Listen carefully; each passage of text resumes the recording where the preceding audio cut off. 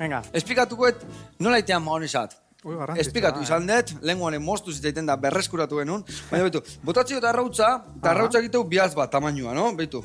Bai. Hola botatzezu, eta hemen dago bihaz bat tamainua. Eta gero botatzeo beste bi bihaz olioana. Eta hori da tamaina. Hori da trukoa.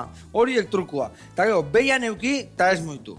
Hor bota dio, batzu jale bat, piperrautza gozua eta pikantia pixkat. Eta behitu, behian geldikan. Geldikan egon behar du. Guain, gora eta bera iten bazu, segertatzea olio dana hartzeula eta moztu itea.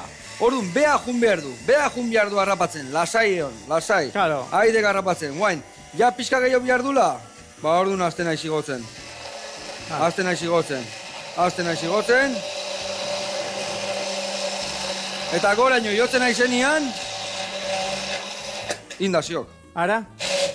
Gu beti etxean, sartu tatea. Ez da bihar, horri teukal eta moztuite askotan, olio asko batea hartzen bau, xa, aio. Eta orduan, geldikan, eta gero bihar dunan pixkat laguntzen juna, ber. Gastatu behar dut, Ospin pixkate bai bota jo, eta gatza bai, Ba,